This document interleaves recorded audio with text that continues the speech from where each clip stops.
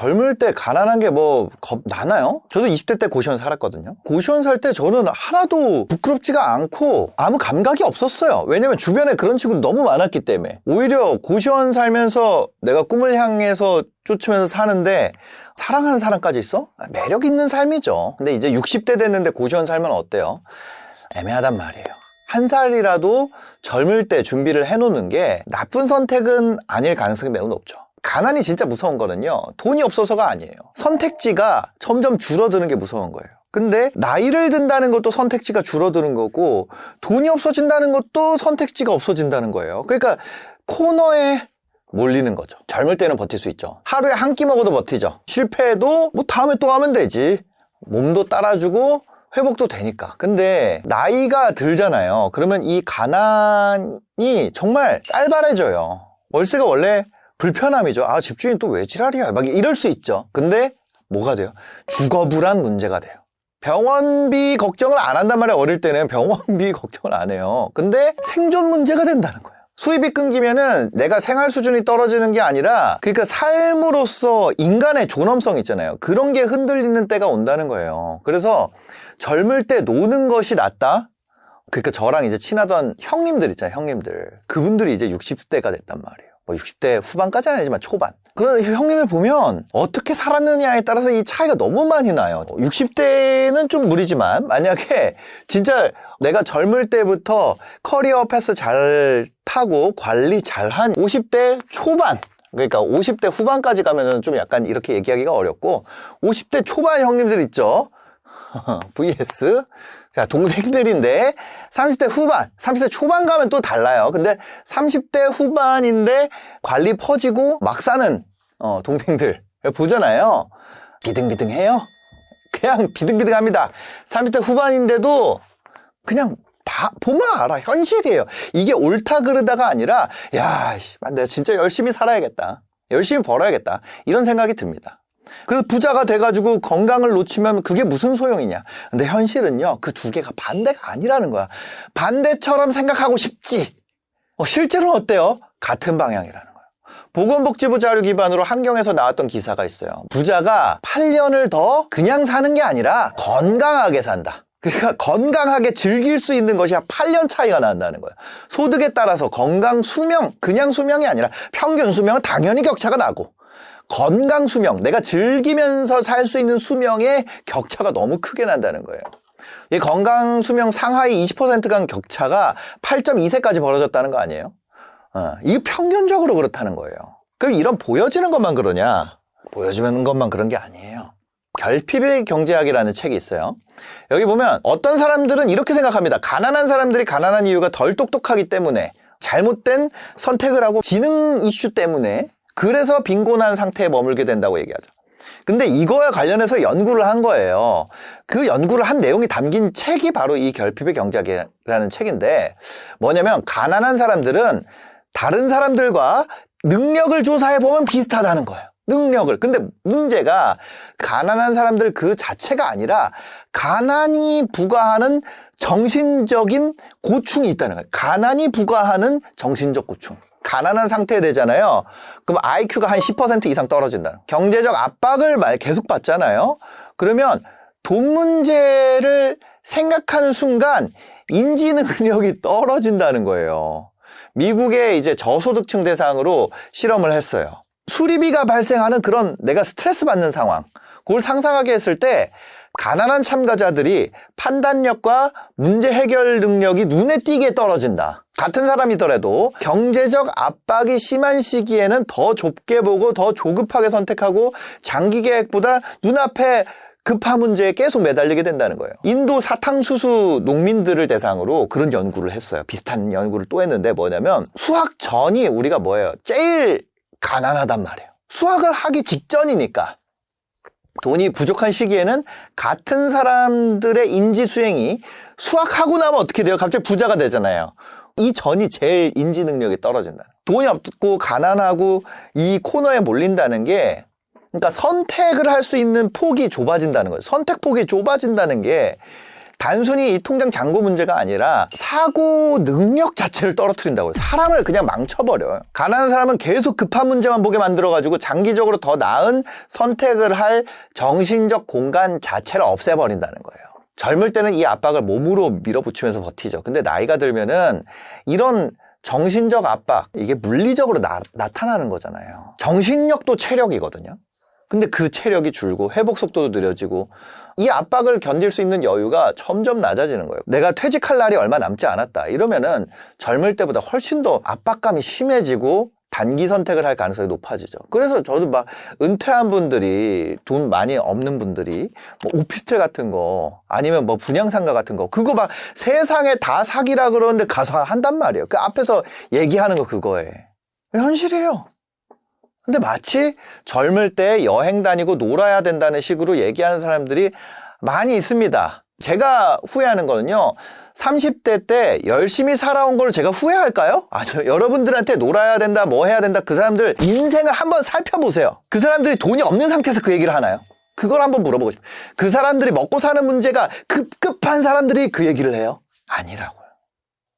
제가 30대 지나고 20, 30대 지나고 40대 돼가지고 정말 뼈저리게 후회하는 거는 내가 열심히 산 거에 대한 후회가 아니에요. 더 후회되는 건 관계에 대한 겁니다. 건강한 관계보다 익숙한 관계를 붙잡은 거. 오래 알았다고 좋은 사람이에요? 아니에요. 소모시키는 사람은요, 끊는 게 나을 걸 그랬어요. 직장 다닐 때 알던 사람들이랑 관계를 어떻게든 유지하려고, 자라오는 과정에서 알게 된 사람들이랑 관계를 유지하려고 30대를 너무 많이 허비했어요. 그 사람들이 뭐라 그러냐면은 나대지 마, 이 정도면 만족해야지, 너 정도면 행복한 거지, 더 하는 건 위험하지.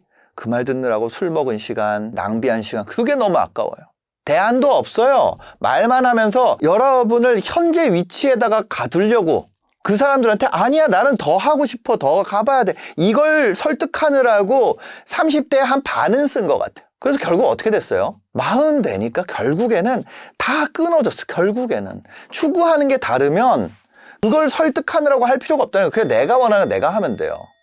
칸예가 그런 말을 해서, 칸예, 모든 질문에 만약에 정답을 얘기하려고 한다면 인생이 불행해질 것이다. 학창시절 때 제일 불안할 때가 언제냐? 선생님이 나한테 물어볼 때, 아니면 시험 볼 때, 누군가 테스트할 때, 그때 아니에요? 그래서 칸예는 그냥 자기가 원하는 걸 했다는 거예요. 이 동료 레벨이 있어요. 거기서 누군가 벗어나려고 그러잖아요. 다음 레벨로 가려고 그러잖아요. 그러면 그 사람들은 그거를 자기 실패로 느껴. 누군가의 성공이 자기 실패로 느낀다고요. 책임질 생각도 없으면서, 대안도 없으면서 여러분들한테 실패할 거라고 말하는 사람들을 설득하느라고 시간을 낭비하지 말라는 거예요. 대안도 없이 헛소리하는 사람들 얼른 끊어내야 됩니다. 저는 거기에다가 시간을 너무 많이 썼어요. 두 번째, 자존심 때문에 내가 안 배우려고 했던 것들. 늦었다고 안 하고, 창피하다고 안 하고, 체면 때문에 안 물어보고, 그 대가를요, 여러분들 나이 먹으면 냅니다. 저는요, 한국경제TV PD였어요. 한국경제TV PD였는데 그때 선배들이 막 검찰 조사받고 막 이랬어요. 왜? 그 주식 전문가들이 TV 방송을 하고 나잖아요. 그러면 주가가 막 올라가는 시기가 있었어요. 근데 방송을 하려면 뭐가 나와야 돼요? 원고가 나와야 되잖아요. 원고를 만들려면, 이 방송을 하려면 그래픽도 만들어야 되잖아요. 그래서 작가도 있어야 되잖아요. PD, 조연출, AD 뭐 전부 다 이렇게 해가지고 먼저 주식을 사고 방송을 한 거예요. 그런 일이 있었대요. 깜짝 놀랐어요. 그래가지고 막 선배들이 조사받는다고 막 이러는 거예요. 그래서 나는 주식은 안 해야지. 그 세월이 흘렀습니다. 코스피가 6천을 갔어요. 근데 그때 그것 때문에 저는 주식에 대한 막연한 공포감이 있어요. 직장생활 시작하자마자, 그때 2011년 막 이럴 때인데, 처음에 제가 일했던 데가 팍스넷이라는 데인데 거기부터 치면 2009년 막 이럴 때예요. 근데 그걸 배웠어야 돼요. 그 선행 매매를 배우는 게 아니라 주식이라는 것에 대해서 내가 공부할 기회가 있었음에도 안 했어요. 주식 얘기를 하는 것이 체면이 떨어지는 일이라고 생각했어요. PD로서 그거를 종목을 물어보고 그거에 대해서 내가 연구를 하고 하는 행위가 안 된다고 생각했어요. 왜냐면 내가 스터디에서 샀는데 그 사람 방송에서 그렇게 얘기하면 어떡해. 왜냐면 나도 좋다고 생각했는데 이 사람도 좋다고 말하면 어떡해. 그거 어떡하지? 하지 말아야겠다. 그 대가가 몇 년 뒤에 찾아오게 되는 거죠. 요즘에도 그런 게 있어요. AI는 환상이야. 쓸데없어. AI는 인간의 이런 부분을 못하는데 왜 배워? 마치 그런 거죠. 옛날 마차가 발명되던 시기에 말을 때리는 이 채찍의 마부의 감각을 자동차가 어떻게 대체할 거야? 더 딥하게 훈련해야지. 마차가 갈 수 있는 이런 도로를 못 가는데 길이 바뀔지는 몰랐지. 길이 다 아스팔트 길이 될 줄이야. 영어는 배워봤자 나중에 자동으로 번역될 텐데 왜 배워? 어차피 실시간 통역이 될 텐데 영어를 왜 배워? 부동산은 인구가 어차피 줄어들 텐데 왜 배워? 주식은 내가 주가 조작에 휘말릴 가능성이 있는데 왜 배워? 진짜 멍청한 거죠. 제가 멍청했어요. 로봇가 무한 생산을 해주는 시대가 올 텐데 왜 열심히 살아? 인생은 예측 불가능인데 왜 배워? 운동 안 하면 근육 다시 다 빠질 텐데 왜 애초에 왜 만들어? 이런 조언 때문에 아무것도 안 배우고 40대를 맞이한 사람들, 이런 조언하던 사람 제가 어릴 때는 없었을까요? 다 있었어요. 그들 어떻게 됐을까요? 인생 다 그냥 그래요. 30대랑 40대 딱 10년 차이 나잖아요. 10년밖에 차이 안 나요. 근데 40대는 엄청나게 격차가 벌어집니다. 30대 10년 삶이요, 40대에는 상상도 하기 힘든 격차를 만들어요. 이제 못 따라잡아요. 대부분은. 아주 특별한 경우는 따라잡을 수 있겠죠. 그거 따라잡으면 뉴스 기사 나올 일이고. 30대 역량 안 키워놓잖아요. 이것저것 전전하면서 그냥 놀던 사람 40대 넘어오잖아요. 이제 재취업 씨가 말라버려요. 신입 입사라는 것이 이제는 불가능한 나이에 30대까지 어떻게 우겨가지고 신입 입사가 그나마 가능한 나이인데, 대부분의 가능성에서 이제 40대는 배제해요. 청년 관련 정책에서도 딱 배제되는 나이가 언제 40대. 이 세상에서 40대 걱정하는 사람은 아무도 없어요. 대부분 없어요. 만약에 뭘 실수를 해도요, 40대한테는 아무도 잔소리 안 해요. 만약에 입냄새 나도 40대한테 입냄새 난다는 얘기 하는 사람이 있어요? 없어요. 40대는 재수없는 짓을 하잖아요. 그럼 누가 그걸 고치려고 하는 나이가 아니에요. 누가 그 사람한테 뭐라고 하는 나이가 아니에요. 여러분들이 40대 들어가잖아요. 아무도 뭐라 안 해요. 아무도 뭐라 안 해요. 그냥 손절할 뿐입니다. 그냥 멀어지죠. 40대 돼서 성격 더럽잖아요. 다 아무도 안 만나요. 30대에는 그나마 이런 게 남아있어요. 20대 후반의 젊음의 느낌, 젊음의 향이 조금 남아있어요. 40대부터는 그거 완전히 사라집니다. 부모님은 아프기 시작해요. 진짜 완연한 노년에 접어들어요. 원래 그렇게 아무렇지도 않고 무섭던 분이 편찮다는 소식이 들어요. 수술을 하기 시작해. 자녀는요. 자녀 교육비 겁나 올라와. 그런데 어떻게 돼요? 나는 건강은 30대 같진 않아. 그래서 어떻게 되냐면 20대가 불행하잖아요. 그러면 도와줄 대상이 됩니다. 40대부터 불행하잖아요. 그러면 그게 내가 전염의 대상으로 여겨요. 그래서 그 가난이 무서워지는 순간이, 나이를 들수록 저도 어릴 때는 내가 잘못 알고 있나? 행복에 대해서 다른 게 있나? 찾아봤어요. 나이를 먹을수록 그게 더 무섭다는 거예요. 여러분들한테 말도 안 되는 달콤한 얘기를 하는 경우가 있을 거예요. 진짜 살아보세요. 40대 대부분 여러분들도 이제 더 느끼겠지. 나이 먹을수록 더 느껴요. 언제 죽을지 모르니까 전부 다 써야지. 왜 그렇게 사냐? 죽으면 싸들고 갈 거냐? 내가 싸들고 가진 못하지. 내가 죽으면 우리 가족은, 와이프는, 자녀는, 만약에 부모님이 지금보다 더 연세가 드셔서 거동이 불편해지면 그거 어떻게 할 거야? 언제 죽을지 모르기 때문에, 그러니까 열심히 살아야 된다고 생각하고 사는 거예요. 열심히 산 게 후회되냐? 아니라는 거예요. 내가 죽을 때 내가 돈을 써서 산 시계나 롤렉스나 오데마 피게나, 내가 죽을 때 누가 나의 오데마 피게를 보고 싶어. 내가 사 모은 오데 샤또를 보여줘. 내가 산 페라리를 보여줘. 그 페라리를 옆에 두고 싶을까요? 롤렉스를 옆에 놓고 싶을까요? 아니, 전혀 그렇지가 않아요. 죽는다고 생각을 해봐요. 내 부모님, 내 자녀, 내 아내, 아니면 내가 사랑하고 좋아하는 사람, 그 사람들이 행복하게 사는 걸 난 바랄 것 같아. 그 사람들이랑 마지막 순간을 보내고 싶을 것 같아요. 그렇지 않아요? 그리고 내 역할을 여전히 내가 없음에도 지켜줄 수 있는 게, 그 자산들이 완전히 내 역할을 할 수는 없겠지만요, 그 빈자리를 조금이나마 무너지지 않게 지켜줄 수 있다고 생각이 되는 거예요. 여러분이 생각하는 가난이 진짜 무서워지는 순간은 언젠가요? 아마 다 각자 그런 상황이 있을 거라고 생각을 합니다. 오늘 영상 봐주셔서 감사합니다. 행복한 하루 되세요. 20살을 2번이나 돌면서 이제 40이 됐잖아요. 근데 아직도 이런 생각을 하고 있으면 좀 곤란하다는 거죠. 대부분의 사람들은 다 아는 얘기죠. 제 또래들은요. 30대까지는요, 완벽한 기회나 사람, 이걸 찾아서 계속 찾아서 헤매는 게 멋진 일이에요. 도전이고. 근데 40쯤 되잖아요. 이제 현실을 인정해야 되더라고요. 내가 지금까지 본 것보다 좋은 걸 갖고 있다면 이미 가지고 있는 걸 고치면서 가는 거예요. 어떤 섬세한 사람이 좋았어요. 근데 섬세한 사람을 가까이 했더니 반대편에서 보면은 예민한 사람이에요. 신중한 사람이 좋았어요. 근데 신중한 사람은 또 반대편에서 보면 우유부단한 사람이에요. 재밌는 장소는 시끄럽고 조용한 장소는 또 심심한 장소죠. 안정적인 일은요, 왜 안정적이에요? 일이 고정되어 있어요. 일이 고정되어 있다는 거는 승진이 어렵다는 거죠. 반대로 일이 늘어나는 데는 사람이 계속 필요하니까 승진이라는 건 누구 위로 올라가는 거잖아요. 사람이 계속 필요하니까 사람 뽑는 게 계속 빨라지고 승진도 빨라요. 뭐예요? 반대로 또 불안한 곳일 수 있다는 거예요. 세상에 모든 일이 완벽해 보여도 안 좋은 거를 보려면 안 좋은 건 항상 갖고 있다는 거죠. 나한테 없으면 다 완벽해 보이는 거예요.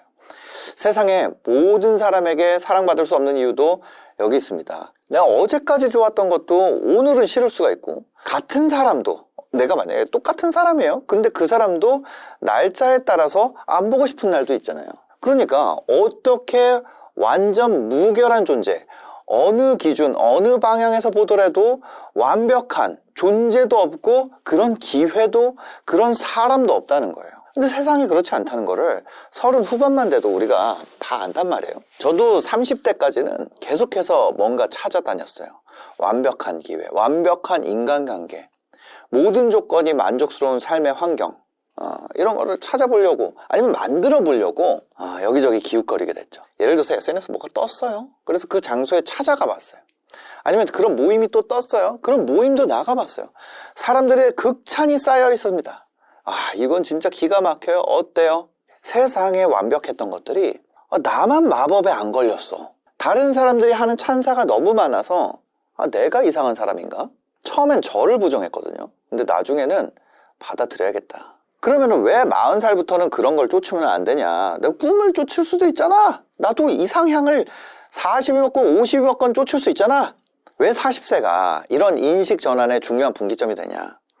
이거는 제가 어떤 40이 돼서 여성 호르몬이 늘어나서 막 이런 얘기가 아니라, 여러분들이 지금까지 25부터 시작했다면 지금 40까지 15년 정도 했잖아요. 사회생활을 했단 말이에요. 인생 초기 단계에서는 뭘 해야 돼요? 데이터가 없어. 다양한 가능성을 탐색하고 이건 아니야, 이건 아니야, 이상을 추구하는 탐색 전략이 합리적이에요. 근데 커리어를 시작하고 이제 40살까지 직간접적인 데이터가 쌓였죠. 그러니까 꿈을 40대, 50대 넘어서도 꿈을 계속 찾으면 안 돼. 계속해서 탐색하면 안 돼. 우리가 만약에 커리어를 25부터 65세, 그러니까 총 40년으로 본다면 여기에 37% 지점은요 40세가 됩니다. 이 내용이 이제 알고리즘 인생을 계산하다라는 책에 나와 있는데, 이 37% 구간부터는 탐색이 효율이 떨어진다는 거예요. 이제는 선택을 하는 것이 더 승리하는 전략이라는, 37% 이전까지는 탐색이 우세 전략인데 37% 이후로는 선택이, 그러니까 내가 지금까지 한 것보다 나으면 그냥 그거 가지고 가는 것이 최적 선택일 가능성이 가장 높다는 거예요. 여러분들이 100명의 결혼 후보가 있습니다. 근데 계속해서 맞선을 봐요. 내가 결혼을 딱 하면 그 다음 이후에 맞선을 못 보고요. 맞선을 보고 패스한 사람이랑은 내가 다시 결혼을 돌아가서 할 수는 없는 거예요. 연속 100번의 맞선 기회를 가정을 해보자는 거예요. 37번째까지 있죠. 37번째까지 사람은 아무도 선택하지 않는 것이 이득이라는 거예요. 아무도 선택하지 않는 것이. 그러면 그때는 뭘 해요? 기준만 정하는 거예요. 37번째가 될 때까지는 기준만 정한다. 그럼 37번 보면서 37명 중에 베스트가 있을 거 아니에요. 그 중에 베스트를 선택한 다음에 그 사람보다 나으면 그냥 바로 결혼하는 거야. 그 뒤 안 보고. 이때 성공 확률이 굉장히 높다는 거죠. 왜 그런가요?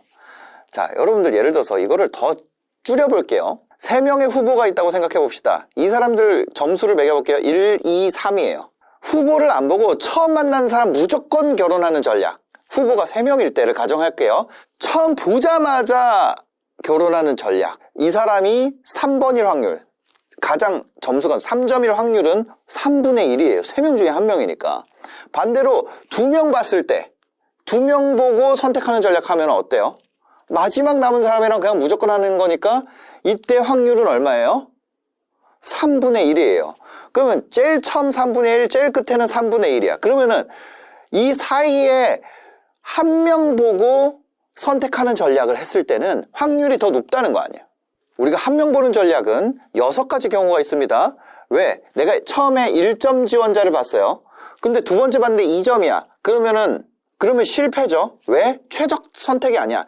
3점짜리를 못 보고 2점이랑 결혼했으니까. 1, 2, 3일 때는 1점 보고 그 다음에 2점 만나면 바로 결혼해야 되잖아요. 앞에 말한 전략으로 보면. 그러면 3을 못 봤으니까 뭐예요? 성공이 실패해요? 실패해요. 근데 1번 1 지원자를 보고 그 다음에 3 지원자 보는 경우도 있죠. 1 지원자 보고 3 지원자 보면 어때요? 바로 결혼했을까? 2번이 탈락되면서 성공했죠. 반대로 경우의 수가 내가 2번을 먼저 볼 수도 있잖아요. 2점을 보고 그 다음에 올 수 있는 경우의 수가 1, 3이나 3, 1이잖아. 보시면 2점일 때 두 번째에서 선택을 안 할 거고 세 번째에서 선택을 하면서 성공할 거예요. 2점일 때 바로 3점을 만나면은 2점은 탈락이니까요. 그 다음에 3점을 만났을 때 2점보다 앞에 본 사람보다 높으니까 성공하게 됩니다. 3점짜리를 제일 먼저 탈락시키는 경우, 이 경우에는 둘 다 실패해요. 그죠? 그러니까 전체 6가지의 경우의 수 중에 실패가 3개고 성공이 3개니까 이 전략이 50%가 된다는 거예요. 4명이면 어떻게 돼요? 0명 보기 하면 4분의 1이고 4명 보기 하면은 4분의 1이죠. 그럼 그 사이에 어떤 최저값이 있을 거예요. 근데 이와 관련해 가지고 유니스트의 조원경 교수님이 엑셀 작업을 해놨습니다. 이 이미지를 한번 보겠습니다. 여기서는 100명의 비서로 예를 들었는데요. 100명의 후보 중에 최고의 비서를 뽑을 확률이 탐색군 비율이 37% 부근에서 가장 높게 나타난다는 거예요. 그죠? 저 꼭지, 저기 가장 높은 지점이 바로 37%의 지점입니다. 그러니까 우리의 커리어가 37%를 넘어서는 이 시점에서 한정된 자원을 이제는 탐색에다 넣는 게 아니에요. 후보를 더 보는 거를 이제는 하면 안 돼. 명백한 비효율이라는 것이 수학적으로 확률적으로 이미 증명이 돼 있습니다.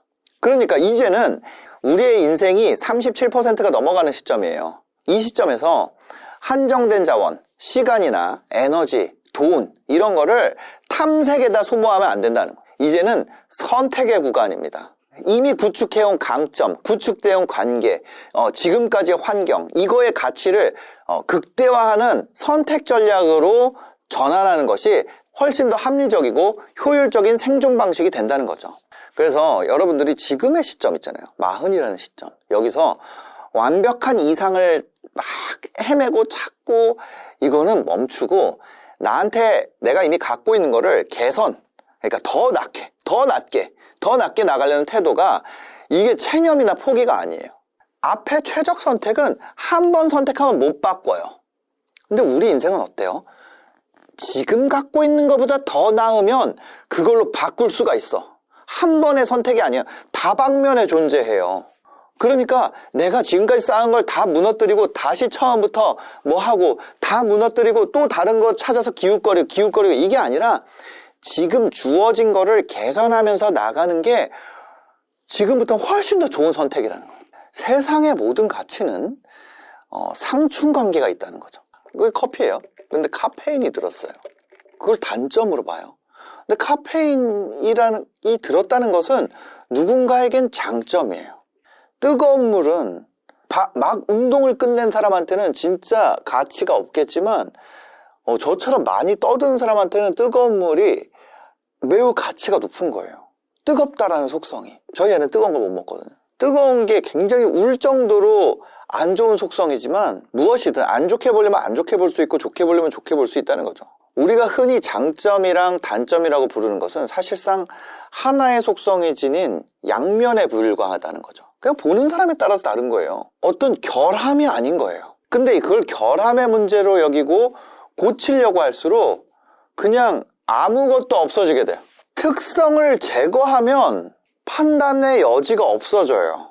평범하게 되는 거예요. 근데 반대로 어떤 것을 만족시키는 특성을 개발할수록 다른 면에서는 불만을 만들어내게 됩니다. 그래서 세상에는 장점만 모아놓은 완벽한 대상이 원천적으로 존재할 수 없어요. 모두의 기준이 다르기 때문에. 부정적인 거에다가 기준을 맞추고 무조건 부정적이려고 작정한 사람, 그 사람은 만족할 방법이 없죠. 마찬가지로 장점만 모아놓은 완벽한 대상은 원천적으로 존재할 수가 없어요. 모든 선택은 어떤 가치를 선택하면 다른 가치를 포기하는 거예요. 좋기만 한 게 어디 있냐는 거야. 좋기만 한 게. 단점을 보려면 단점은 항상 존재한다. 세상의 모든 가치는 트레이드오프 관계에 있는 뭔가가 존재한다. 완벽한 기회라는 거는 없다는 거예요. 완벽한 존재라는 개념은 모든 상황, 모든 관찰자에게 통용되는 보편적이고 고정된 평가 기준을 전제할 때 모든 관찰자의 조건이 똑같아야 돼. 인간은 그럴 수가 없게 만들어져 있어. 어제까지 선호했던 가치가 오늘 나한텐 불필요한 거 있어요. 똥 싸러 가기 전에는 화장실 냄새만 찾아서 쫓아다니던 놈이 똥 싸고 나면 냄새 난다고, 배고플 때는 밥 냄새만 쫓아다니다가 배부르면은 밥 냄새 난다고. 결론적으로 완벽함이라는 거는 그 실체가 없고 그냥 상상 속에만 있는 관념적인 거예요. 그래서 저는 이제 40살부터 사람들이 성숙해져라, 어른이 되라 이렇게 얘기하잖아요. 저는 진정한 의미의 성숙함이라는 거는 이 존재하지 않는 이상향에 대한 미련을 버리고 내 손에 쥔 이 불완전한 카드들을 최적의 조합으로 만들어가지고 최선의 결과를 만들어내고자 한다. 여기에 안주하는 것이 아니라 이곳을 나의 기준점으로 삼는다. 무슨 얘기인지 아시겠죠? 앞에 탐색이 여러분들의 기준점이 돼야 된다는 거예요. 돈 잘 버는 유튜버들 특징. 근데 여기서 중요한 게 뭐예요? 이 유튜버가 유명할 수도 있고 유명 안 할 수도 있어요. 세모다 O나 X가 아니라 안 유명하지만 돈을 잘 버는 사람도 있고 유명하지만 돈을 잘 버는 사람도 있고 못 버는 사람도 있어요. 그러니까 돈을 잘 버는 거랑 유명한 거랑 별로 관계가 없더라고요. 그래서 이 사람들의 특징 10가지를 오늘 얘기를 해보려고 합니다. 첫 번째는요, 하고 싶은 얘기가 있고 사람들이 듣고 싶은 얘기가 있으면 사람들이 보고 싶은 것을 만들어야 된다. 내가 하고 싶은 얘기를 하는 게 아니라. 아니에요. 더 정확하게 표현을 할게요. 이게 진실입니다. 이게 더 진실에 가까워요. 하고 싶은 말을 잘 감춘다. 뭔 얘기냐면 내 유튜브 강의 사세요예요. 내가 하고 싶은 말, 이 계정의 유튜브 홈화면 한번 보겠습니다. 그러면 예를 들어서 이거예요. 사람 대신 온도계의 싱싱, 쿠팡의 신박한 절전법이라는 이 뉴스가 있어요. 1일 전에 나왔는데 11만 회예요. 지금 홈화면에 떠 있죠? 그럼 지금 MBC 뉴스 들어가 볼까요? 그러면 1일 전에 11만 회예요. 뭐 MBC 뉴스에서 당연히 그 정도 나오겠지 이렇게 보지만 4,000회, 1,000회, 1,000회, 2,000회, 9,000회 이게 10만 회. 그 다음에 1,000회, 7,000회, 600회, 2,000회. 그쵸? 4만 회. 그러니까 1일 전에 10만 회가 넘어가는 것은 굉장히 이례적인 거예요. 여러분도 한번 연습해보세요. 자, 여기 보시면은 사람 대신 온도계의 싱싱, 쿠팡의 신박한 절전법이에요. 근데 내가 하고 싶은 말 뭐예요? 유튜브 강의 정말 열심히 만들었으니까 이거 사세요야. 그러면 이거를 기반으로 이 얘기까지 끌고 온다고요. 그럼 뭐예요? 사람들이 듣고 싶은 말을 하라는 거는 쿠팡의 신박한 절전법, 그거를 자기 관점에서 풀어내라 라는 것이 일반적인 거예요. 근데 뭐예요? 뒤에 우리가 이거죠. 유튜브 강의 사세요가 있단 말이에요. 근데 못하는 사람은 이것만 해요. 자, 사람들이 듣고 싶어 하는 거 A예요. B는 내가 하고 싶은 말이야. 이 하고 싶은 말만 하는 사람은 조회수는 나오는데 팬이 없어. 팬이나 이제 매출도 없죠. 사람들이 듣고 싶은 얘기만 하니까. 내가 하고 싶은 말만 하면은 조회수도 떨어지는데 난 찐팬은 있어. 그리고 매출도 어느 정도 평타는 나와요. 아주 잘 나오진 않지만. 근데 이 조회수가 나오는 이야기를 어떻게 내 이야기로 연결하느냐. 이걸 잘하고 있다는 거예요.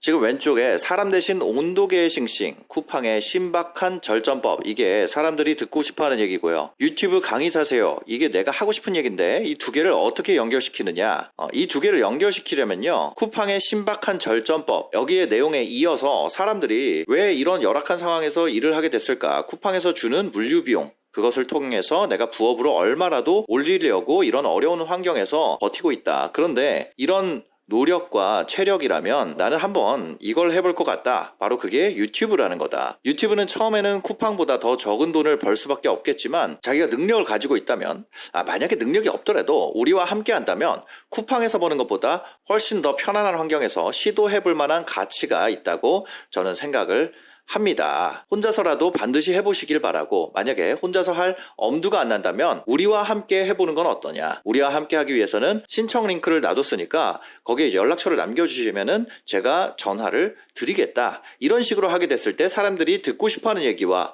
자기가 하고 싶어하는 얘기가 연결되는 상황을 볼 수가 있다는 거죠. 지금까지 한 얘기를 좀 하나의 한 문장으로 뽑으면 하고 싶은 말을 잘 감춘다. 결국엔 그렇지만 그 하고 싶은 말을 한다.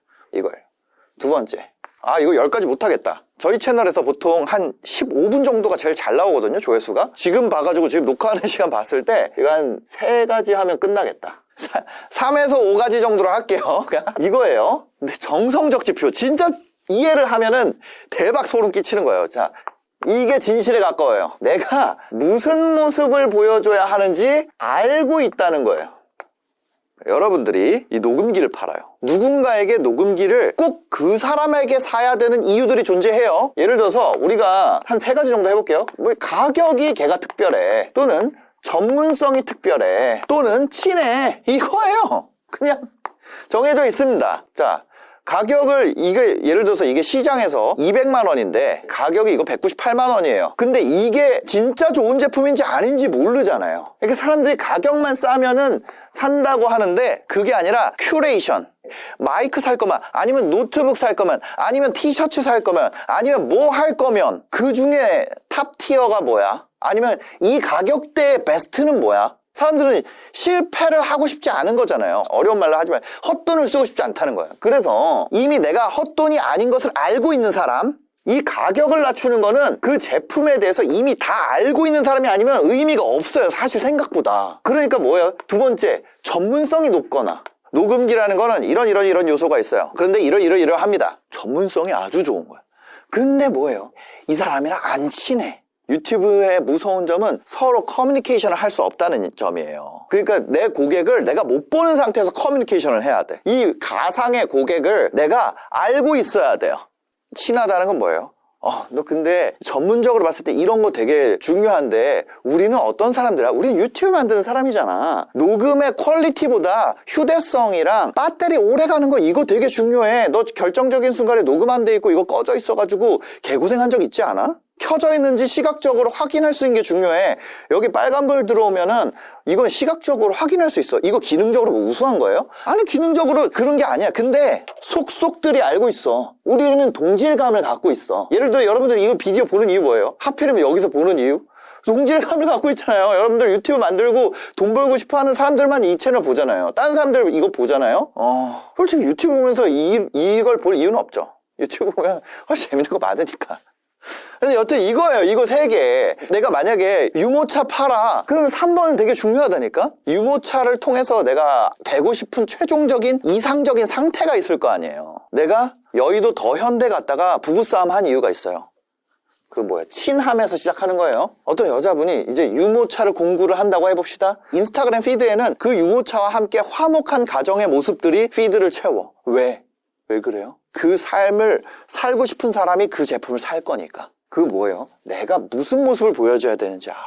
사람들이 나한테 원하는 게 뭔지를 내가 안다는 얘기예요. 인스타그램도 마찬가지고 스레드도 마찬가지고 뭐든 뭐 블로그든 뭐든 내가 무슨 모습을 보여줘야 되는지 알아요. 그 모습이 이 친함 또는 전문성 또는 가격, 만약에 판매와 연결된다면 이 모습 중에 뭔가 내가 보여줘야 된다는 거죠. 솔직함에도 2가지가 있어요. 솔직함에도 전문적 솔직함이 있어요. 전문적 솔직함이라는 거는 이건 이성적, 친한 솔직함이라는 건 이건 감성적. 좀 더 여러분들이 뉘앙스에 가깝게 얘기를 하자면은 이거는 뭐예요? 이건 사실이라는 말에 더 가깝고, 감성적 솔직함은 진실에 더 가까워요. 설득에 더 가깝고, 이거는 공감에 더 가까워요. 증거에 더 가깝고, 경험에 더 가까워요. 얘는 제일 쉽다. 더하기 빼기만 하면 되니까. 이 미묘함의 덩어리예요. 이거를 그냥 한 문장으로 표현을 하자면 이렇게 할 수 있다는 거예요. 내가 무슨 모습을 보여줘야 하는지 안다. 이렇게 볼 수가 있다는 거예요. 이거 하나하나에 대해서도 어떤 건지 우리가 사례도 들어볼 수 있고 할 얘기가 너무 많은 거예요. 막상 이거를 이 문장만 보여주면은 알 수 있는 사람 별로 없다는 거예요. 세 번째는 이거예요. 자, 데이터와 현실 vs ego. 이 새끼들 나만 노출하는 저 유튜브 얘네들 그거 뭐예요? 세상을 예를 들어서 어떤 집이 있는데 이렇게 보여요. 그러면 세상이 기울어져 있다고 생각하는 거예요. 이 땅이 내려와야지. 근데 실제로는 자기가 이렇게 보고 있는 거야. 그럼 어떻게 해요? 똑바로 되려면 몸을 펴야죠. 이런 상황이 너무 많아. 왜? 이게 유튜브의 굉장히 특징인데 이 첫 번째 거랑 이어져요. 하고 싶은 말이 없는 사람이 유튜브 합니까? 자기 주장이 강하단 말이야. 내가 세상과 다르게 틀리지 않았다고 생각하기 때문에, 그러기 때문에 그 이야기를 세상에 올린단 말이에요. 만약에 이거 돈 벌고 싶어서 억지로 하는 게 아니라 내가 그냥 유튜브 하고 싶으면 이거 하고 싶단 말이에요. 뭐예요? 나대고 싶다. 기본이에요, 기본. 내가 여러 가지 조건들 때문에 지금까지는 닥치고 살았지만 온라인에 판이 깔리고 나도 내 목소리 내고 싶어. 나도 맨날 박수만 치던 사람에서 나도 사실은 야 이번 학예회 하는데, 학예회라고 하나요? 하여튼 그런 거 하는데 이번에 올라가서 노래 부르고 싶은 사람 손 들어봐. 나는 계속 가만히 있었어. 내 마음속에 작은 나대미가 손을 들어봐. 야 들어볼까? 막 이렇게 얘기를 했지만 그 목소리를 무시하고 살았던 사람들, 그 사람들이 유튜브라는 판이 깔리니까 이제 이걸 하는 거예요. 근데 이런 사람들이 왔는데 데이터가 어때요? 메타인지를 원하지 않는데 막 시켜줘. 야 너는 조회수 3짜리야. 너 노래 불렀어? 그래 너 16이야. 이렇게 받아들인다니까. 그 결과를 나에 대한 공격으로 받아들여요. 근데 그게 아니라 데이터를 내가 그러면 뭘 개선해 봐야겠다. 내가 왜 어떤 이유 때문에 사람들이 나가는구나. 어떤 이유 때문에 내가 선택을 안 받아지는구나. 내가 어떤 이유 때문에 이렇구나 라고 얘를 억지로 굽히는 거예요. 이성적 판단으로. 어떤 인플루언서 딱 만났어요. 진짜 화면에서 개쎄 보여. 제정신 아니야. 컨텐츠 보면 미치는 것 같아. 근데 뭐예요? 요즘 시청 지속 시간 얼마나 떨어졌고 댓글 반응도 이만큼 낮아졌고 업로드 타이밍은 좀 조절을 해봐야 되는 거 아니에요? 뭐 장난 아니에요. 감으로 하는 것 같죠? 그 사람들은 내가 낸데 안 그래. 이거 보고 딱 바꿉니다. 다른 방향을 해봐요. 자, 여기서 포인트가 있어요. 뭐냐면 잘 안 되는 사람들은 이거를 자주 바꿔. 목표를. 예를 들어서 이번에 먹방 해보자. 이번에 강아지 해보자. 이번에 뭐 해보자. 목표는 유지. 그러면 이 사람들은 뭘 바꾼다는 거예요? 방법을 바꿔. 방식. 이거를 변경한다. 안 될 때마다 목표를 바꾸면 우리 새로 해야 되잖아요. 과거에 지금까지 전부 다 감으로 한다면 목표를 바꾸는 게 맞지만 데이터를 기반으로 한다면 지금까지 오류였던 데이터들이 유의미해지잖아요. 실패라는 것이 유의미하려면 목표를 유지해야 돼요. 예를 들어서 보기가 1000개인 객관식이 있어요. 이 중에 답이 답 1개. 근데 내가 첫 번째 문제 냈어. 틀렸어. 두 번째 냈어. 틀렸어. 세 번째 냈어. 틀렸어. 아닌가 보다. 그럼 다음번 보기가 1000개인데 답이 1개의 문제가 또 1개씩 해서 내가 언젠가는 맞겠지라고 생각하는 거. 그게 맞는 선택인가요? 아니면 이 문제에 매달려서 보기를 999개를 지우면 결국 답 1개가 남잖아요. 물론 완전히 100% 적합하게 이러진 않지. 이런 걸 하면은 인생이 보기가 1000개의 문제냐? 그 얘기가 아니잖아요. 개념적으로 비유라는 것이 있고 실제 진실이 있어요. 근데 실제 진실은 언어로 기호화하기가 매우 어렵다고. 그래서 그거를 깨달을 수 있도록 가이드와 예시와 다방면에서 이해도를 높이게 해드리려고 이 얘기를 하는 거예요. 왜? 우리는 유튜버들 돈 잘 벌게 하는데 우리 150명 정도가 목숨 걸고 지금 까고 있으니까. 만약에 여러분들도 유튜브로 돈을 잘 버는 그냥 유명해지는 거 말고요. 솔직히 저는 이 유명해지는 거는 이거는 가르치기 어렵다고 생각해. 누군가는 가르칠 수 있겠죠. 근데 JYP도 실패하는 신인들이 나오고 SM도 마찬가지고 YG도 마찬가지잖아요. 그 YG K 플러스에 있는 수많은 모델들 중에 여러분들 이름 아는 사람 있어요? 별로 없단 말이에요. 그래서 이거는 솔직히 나도 못해. 이거는 진짜 어려워요. 근데 유명이랑 상관없다 그랬죠. 조회수가 높던 낮던 일반인이 도달할 수 있는 수치가 있어요. 일반인이 도달할 수 있는 수치. 영상당 1000에서 1만 뷰예요. 근데 이거를 예를 들어서 일반인의 최대치가 1만대에서 움직이는 거예요. 근데 1만에서 조회수당 만약에 5원 받는다고 해봅시다. 그럼 5만 원이잖아. 영상 10개 만들어야 50만 원이잖아요. 세상에 영상 10개 만들 시간이면 그거 가지고 내가 크몽에서 남의 영상 편집해주는 게 낫지. 편당 20만 원씩 받는데 이거 뭐라 그럴까, 진짜 수익을 내는 이 구조를 배우고 싶으면은 저희와 함께 하시면 된다는 거예요. 저희는 이런 정성적인 지표뿐만이 아니라 정량적으로 현재 국내에서 이런 유튜브 관련 교육하는 업체 중에 가장 큰 데이터 가지고 있어요. 국내에서. 왜냐면 안 하니까. 그냥 강의 한번 팔고 사라지잖아요. 근데 저는 계속 하고 있잖아요. 실패에 대한 데이터도 굉장히 많이 갖고 있습니다. 저희는 아까 전에 비유로 드렸던 1000개짜리 객관식에 대해서 한 800개 정도 틀리면서 답을 찾았어요. 그래서 여러분들이 오답을 가지 않을 수 있는 가이드를 드리고 있습니다. 저희가 하는 방식이 궁금하다면 좀 자세하게 남겨놨어요. 그래서 그 방식에 대해서 고정 댓글에 남겨놨으니까 가서 읽어보시고 신청 대기를 하시면은 무료 강의가 또 4강이 나갑니다. 무료 강의 4강을 보시고 그래도 내가 한번 들어보고 싶다 이러시면은 대기 신청을 하시면 됩니다. 지금 대기를 가면 아마 한 900분에서 1000분 정도 계실 거예요. 그 대기가 있는데 왜 홍보를 하냐? 대기가 언제 사라질지 모르잖아요. 세상 일이 계속 잘 되지 않아요. 최선을 다해야 돼요. 최선을 다해야 돼요. 미스터 비스트도 초콜릿 들고 달리는 거 봐요. 자기 초콜릿 팔려고. 미스터 비스트도 이렇게 하는데 내가 뭐라고, 나는 광고 안 해? 더 해야지. 오히려 더 열심히 해야 돼요, 여러분. 어떤 방식으로 하는지 이거 좀 빨리 내가 보고 싶다 하시는 분들은 아래 고정 댓글에 남겨놨으니까요. 가서 확인해 보시기 바랍니다. 영상 봐주셔서 감사합니다. 행복한 하루 되세요.